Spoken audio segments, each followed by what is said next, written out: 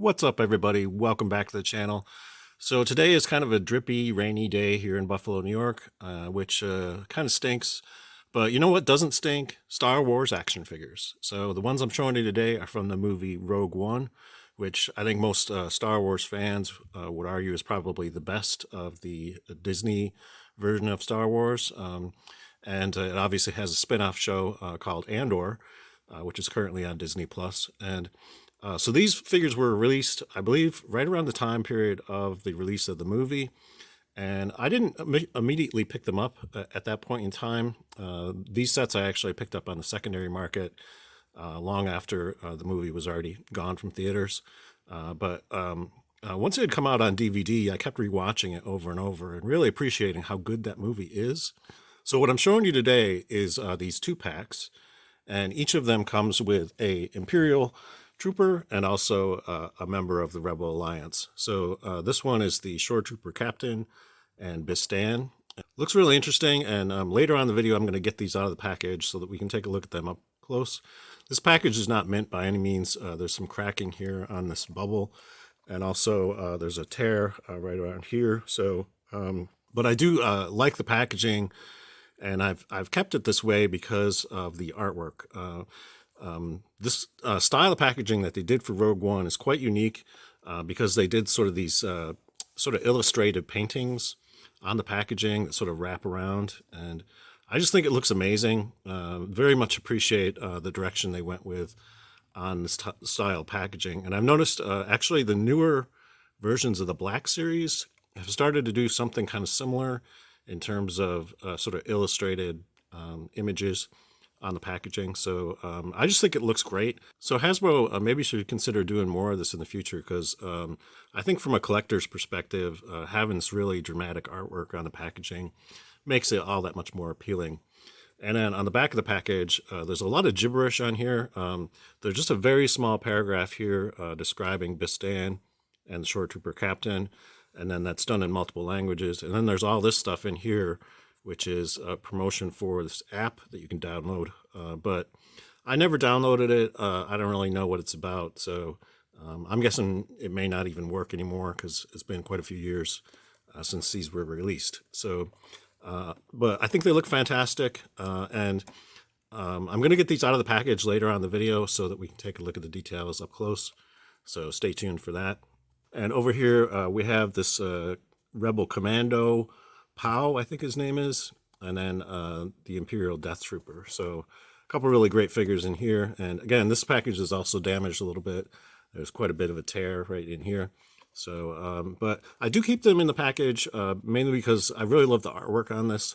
Again, really fantastic illustrations here on the front, and then and it kind of wraps around the side. And then on the back, you get a smaller version of it. And a brief write-up here on Rebel Commando Pow and the Death Trooper. So, and they also show these sort of missile launcher things. A lot of these action figures that came out during this time period had these sort of gimmicks where they would come with sort of weird accessories. I understand why they did it, sort of to increase the play value for children. After all, these are intended as children's toys, but in a lot of ways, for the collector audience, these kind of things really don't matter, and they pretty much just take up space in the packaging because most collectors really don't care about this kind of stuff. But again, these figures look great in the packaging, but I'm anxious to get this out of the package so we can take a look at the details up close. So let's go ahead and open up both of these packages. Okay, so we got everything out of the package now. And I want to show you some of the paperwork that actually came with these figures. So there's this big fold-out thing that actually shows some of the other stuff that was available. Also includes this really nice illustrated piece here, which features Generso, a droid, and one of the troopers. So that's pretty cool. Also shows some of the vehicles that were produced for this line. So pretty cool looking, and they show the figures and also some of the 12-inch figures. And then on the back of this, you can see there's a bunch of stuff about the lightsaber stuff that they had offered, and also these sort of blasters and stuff that you could get as well. So kind of cool. I was kind of surprised to see such a large piece of paperwork in there. And they also include instruction sheets for for the accessories as well. So here you can see Bistan, and they show how this sort of missile launcher thing attaches to his back. And then on this one is for the Death Trooper, and on the back they show how the missile launcher attaches to that trooper. So nice to have that paperwork. And in terms of the figures, these don't really have a ton of articulation, but what they lack in articulation, they make up for with all the sculpted detail. So I think these look really awesome. So they're pretty much just 5 points of articulation, much like a traditional Star Wars action figure. So they're nowhere near as interesting as the vintage collection figures. But in terms of keeping the cost down for selling these particular figures, they went with just the 5 points of articulation. So the head is on a ball joint though, so you do get some side to side, front and back, and swivel on the head. So, and then just a pivot at the shoulder and then pivot at the hip. So that's pretty much it. No waist articulation or anything like that. But I think the Shoretrooper looks great though. In terms of the sculpting and paint details and everything, it looks quite nice. And you can see his blaster rifle too. So that's a pretty cool looking accessory as well. So it fits in his hand just fine. So yeah, I really like that Shoretrooper. And you know, if you are a vintage collection person and you just want some guys to stand in the background, this guy would suffice. As long as you don't really need to pose him, he works out just fine. And then here we have Bistan. So this is one of the rebel troopers who went to the surface of Scarif to try to recover the plans to the Death Star. So very cool looking figure, and I like that blaster. A lot of nice painted detail on both the figure and the blaster. And he has a lot of head movement actually. So you can see he has pretty good side to side, front and back movement, and also swivel. So that one's on a ball joint. So yeah, you can actually manipulate the head of this figure quite a bit. But again, the rest of the articulation is pretty limited. So just, you know, pivot at the shoulder and pivot at the hip. So, but the figure looks cool. A lot of sculpted detail. So I think it looks very interesting. And later on, I'm going to put the sort of missile launching backpacks on these figures so you can see what that looks like. Next up, we got this figure. This is Pow, I think his name is pronounced. And he comes with a blaster rifle as well, so you can see what that looks like. Very cool looking rifle. And he also has this removable backpack, so you can see what that's like. This is what the figure looks like without the backpack on there. This backpack actually is reminiscent of the kind of backpacks that are worn by the troops on Hoth in The Empire Strikes Back. So that's very cool. This one does get articulation at the mouth too. So you can actually open up his mouth and sort of tilt his head back and forth a little bit too. So I don't think it moves from side to side though. I tried moving it and it doesn't really seem to budge.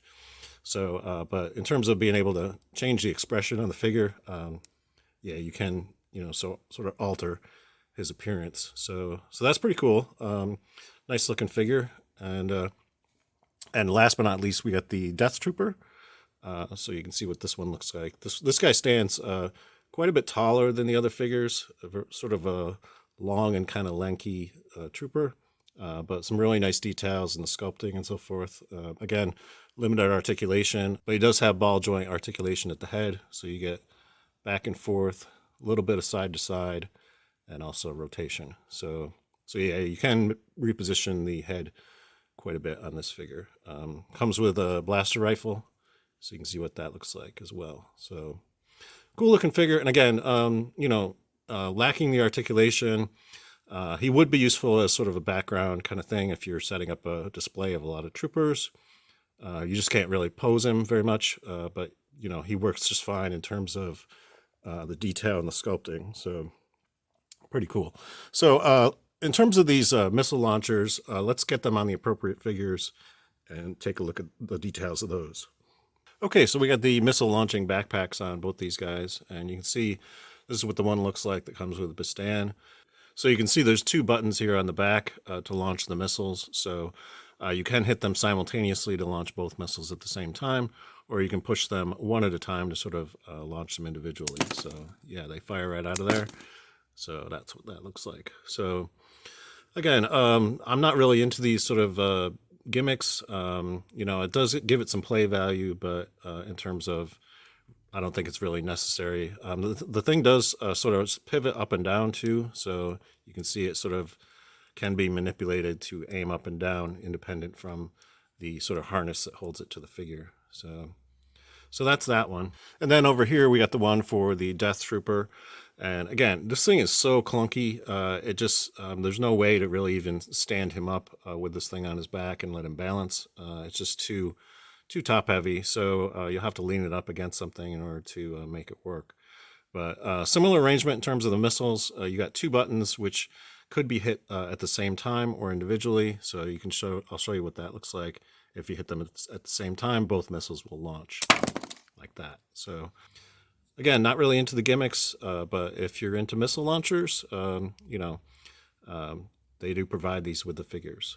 That's all I have for you today. If you enjoyed this video, please give it a thumbs up. And if you'd like to see more reviews of Star Wars action figures in the future, think about subscribing to my channel because I will be covering more of this kind of stuff in future videos.